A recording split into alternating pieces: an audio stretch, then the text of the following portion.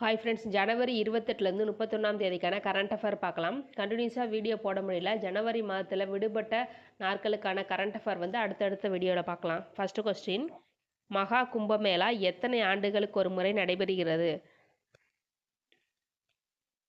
Answer D, 144 ஆண்டுகள். கும்பமேளா திருவிழா உத்தரப்பிரதேச மாநிலத்தில் நடைபெறுகிறது. இந்த கும்பமேளா திருவிழா 4 பிரிவுகளாக நடத்தப்படுகிறது. மகா கும்பமேளா, பூர்ண கும்பமேளா, ஆர்த் கும்பமேளா, மக் கும்பமேளா. மகா கும்பமேளா என்பது 144 வருடங்களுக்கு ஒரு முறை நடைபெறுகிறது. தற்பொழுது நடைபெற்றது மகா கும்பமேளா ஆகும். பூரண கும்பமேளா 12 ஆண்டுகளுக்கு ஒரு முறை நடைபெறுகிறது. இந்த பூரண கும்பமேளா 12 ஆண்டுகள் நடைபெற்ற பிறகு வருவதுதான் மகா கும்பமேளா ஆகும். ஆர்த் கும்பமேளா 6 ஆண்டுகளுக்கு ஒரு முறை நடைபெறுகிறது. மக் கும்பமேளா ஆண்டுதோறும் நடைபெறுகிறது. நெக்ஸ்ட் கொஸ்டின், 2025ஆம் ஆண்டு குடியரசு தின விழா அணிவகுப்பில் சிறந்த அலங்கார ஊர்திகள் பிரிவில் முதலிடம் பெற்ற மாநிலம்?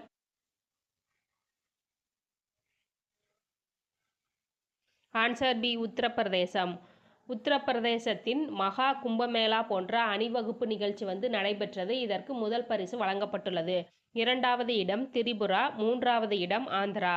நெக்ஸ்ட் கொஸ்டின், ஐசிசியின் சிறந்த டெஸ்ட் கிரிக்கெட்டர் விருதை பெற்ற இந்திய வீரர்? Answer C, Jasprit Bumrah. ஜஸ்பிரீத் பும்ரா சிறந்த வேகப்பந்து வீச்சாளர் 2024 என்ற பட்டத்தையும் பெற்றுள்ளார். இதோட இம்பார்ட்டன்ட் கீ பாயிண்ட்ஸ் பார்க்கலாம். T20க்கான சிறந்த வீரர் விருதை ஹர்ஷிப் சிங் பெற்றுள்ளார். ஒருநாள் கிரிக்கெட்டுக்கான சிறந்த வீரர் விருதை அஸ்மத்துல்லா ஓமர் சாய் பெற்றுள்ளார். இவர் ஆப்கானிஸ்தான் நாட்டைச் சேர்ந்தவர். பெண்கள் ஒருநாள் கிரிக்கெட் பிரிவில் சிறந்த வீராங்கனையாக ஸ்மிருதி மந்தானா தேர்ந்தெடுக்கப்பட்டுள்ளார்.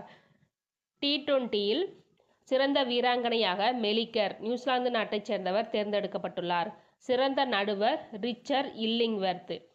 இவர் இங்கிலாந்து நாட்டிற்காக விளையாடிய வீரர் ஆவார். நெக்ஸ்ட் கொஸ்டின், அசாம் மாநிலத்தின் 2வது தலைநகரமாக தேர்ந்தெடுக்கப்பட்டுள்ள நகரம்? Answer B, Dibrugarh. திப்ருகரில் 2026 ஜனவரி 25ஆம் தேதி சட்டசபை கட்டும் பணி தொடங்கும் என்று அறிவிக்கப்பட்டுள்ளது. இது 2027 முதல் செயல்பட தொடங்கும் என்றும் அறிவிக்கப்பட்டுள்ளது.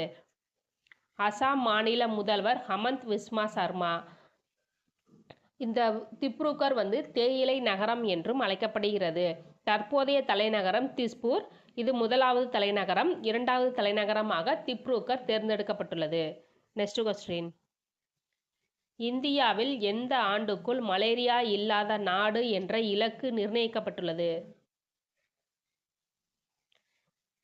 Answer B, 2030. இந்த மலேரியா பிளாஸ்மோடியம் ஒட்டுண்ணிகளால் ஏற்படுகிறது. அனோபிலிஸ் கொசு கடுப்பதினால் இந்த மலேரியா நோய் பரவுகிறது. தொடர்ந்து 3 ஆண்டுகள் மலேரியா பதிவுகள் இல்லாத பொழுது அந்த நாட்டிற்கு மலேரியா இல்லாத நாடு என உலக சுகாதார நிறுவனத்தால் சான்றளிக்கப்படுகிறது. இந்த 3 ஆண்டுகள் மட்டுமல்லாது இனிமே பரவுவதற்கான வாய்ப்பு இல்லை என்பதையும் நிரூபிக்கும் பட்சத்தில் உலக சுகாதார நிறுவனம் இந்த சான்றை அளிக்கிறது. 2024இல் எகிப்து நாடு மலேரியா இல்லாத நாடு என உலக சுகாதார நிறுவனத்தால் சான்றளிக்கப்பட்டது. நெக்ஸ்ட் கொஸ்டின், இஸ்ரோவின் திரவ உந்து அமைப்பு மையத்தின் இயக்குநராக தேர்ந்தெடுக்கப்பட்டுள்ளவர்? ஆன்சர் டி, எம் மோகன். இஸ்ரோவின் திரவ உந்து மையத்தின் தலைமையகம் கேரளாவின் திருவனந்தபுரத்தில் உள்ளது. இஸ்ரோவின் தற்போதைய தலைவர் வி நாராயணன் ஆவார். நெக்ஸ்ட் கொஸ்டின், 2024ஆம் ஆண்டு தேங்காய் உற்பத்தியில் முதலிடத்தில் உள்ள மாநிலம்? Answer D, Karnataka. கர்நாடகா 726 கோடி தேங்காய்கள் உற்பத்தி செய்து முதலிடத்தில் உள்ளது. தமிழ்நாடு 578 கோடி தேங்காய்கள் உற்பத்தி செய்து 2வது இடத்தில் உள்ளது. கேரளா 2016 முதல் முதலிடத்தில் இருந்த கேரளா தற்பொழுது 564 கோடி தேங்காய்கள் உற்பத்தி செய்து 3வது இடத்தில் உள்ளது. மத்திய தென்னை வளர்ச்சி வாரியம் இந்த அறிக்கையை வெளியிட்டுள்ளது. மத்திய தென்னை வளர்ச்சி வாரியம் கேரளாவில் உள்ளது. நெக்ஸ்ட் கொஸ்டின், தேசிய தொழுநோய் எதிர்ப்பு தினம் எப்பொழுது அனுசரிக்கப்படுகிறது? ஆன்சர் சி ஜனவரி 30. தொழுநோயை கண்டறிந்தவர் கெரார்ட் ஹென்சன் ஆவார். எனவே இந்த நோய் ஹென்சன் நோய் என்றும் அழைக்கப்படுகிறது. கிரியோபாக்டீரியா லெப்ரே என்ற பாக்டீரியாவால் தொழுநோய் பரவுகிறது. இந்தியாவில் தொழுநோய் கட்டுப்பாட்டு திட்டம் 1955ஆம் ஆண்டு தொடங்கப்பட்டது. உலக தொழுநோய் தினம் ஜனவரி மாதம் கடைசி ஞாயிற்றுக்கிழமை அனுசரிக்கப்படுகிறது. Next question. இந்திய செய்தித்தாள் தினம் எப்பொழுது அனுசரிக்கப்படுகிறது? ஆன்சர் பி ஜனவரி 29. இந்தியாவில் 1780ஆம் ஆண்டு ஜனவரி மாதம் 29ஆம் தேதி ஹிக்கியின் பெங்கால் கெசட் என்ற ஆங்கில வார இதழ் முதலாக அச்சிடப்பட்டது. இதை நினைவுகூரும் விதமாக இந்திய செய்தித்தாள் தினம் ஜனவரி 29ஆம் தேதி அனுசரிக்கப்படுகிறது. இந்த ஹிக்கியின் பெங்கால் கெசட் இந்தியாவில் மட்டுமல்ல ஆசியாவிலேயே முதலாக அச்சிடப்பட்ட இதழாகும். Next question. 38வது தேசிய விளையாட்டுப் போட்டி எங்கு நடைபெறுகிறது? Answer B Uttarakhand. உத்தரகாண்ட் மாநிலம் டேராடூனில் இந்த 38வது தேசிய விளையாட்டுப் போட்டி நடைபெறுகிறது. ஒரு இம்பார்ட்டன்ட் கீ பாயிண்ட்ஸ் பார்க்கலாம். 1924இல் இந்திய ஒலிம்பிக் போட்டிகள் என்ற பெயரில் தேசிய விளையாட்டுப் போட்டிகள் தொடங்கப்பட்டன. இந்தியா ஒலிம்பிக்கில் அதிக பதக்கம் பெற வேண்டும் என்ற நோக்கத்திற்காக இது தொடங்கப்பட்டது. 1940இல் தேசிய விளையாட்டுப் போட்டி என பெயர் மாற்றம் செய்யப்பட்டது. முதல் நவீன தேசிய விளையாட்டுப் போட்டி 1985ஆம் ஆண்டு நடத்தப்பட்டது. இது தேசிய விளையாட்டுப் போட்டியின் 26வது பதிப்பு ஆகும். 2023இல் 37வது பதிப்பு கோவாவில் நடைபெற்றது. பொது சிவில் சட்டம் அமல்படுத்தப்பட்டுள்ள முதல் மாநிலம்? ஆன்சர் பி உத்தரகாண்ட் மாநிலம். உத்தரகாண்ட் மாநிலத்தின் முதல்வர் புஷ்கர் சிங் தாமி ஆவார். சட்டப்பிரிவு 44 பொது சிவில் சட்டம் பற்றி குறிப்பிடுகிறது. பொது சிவில் சட்டம் என்பது மதங்கள், பழக்க வழக்கங்கள், பாரம்பரியம் அடிப்படையிலான சட்டங்களாக இல்லாமல் தனி நபருக்காக தொடங்கப்பட்ட சட்டமாகும். இது அனைவருக்கும் பொதுவான சட்டமாகும். கோவாவில் தற்பொழுதும் பொது சிவில் சட்டம் நடைமுறையில் உள்ளது. ஆனால் இது 1867இல் கோவாவை ஆண்ட போர்த்துகீசியர்களால் போர்த்துகீசிய சிவில் சட்டம் அமல்படுத்தப்பட்டது.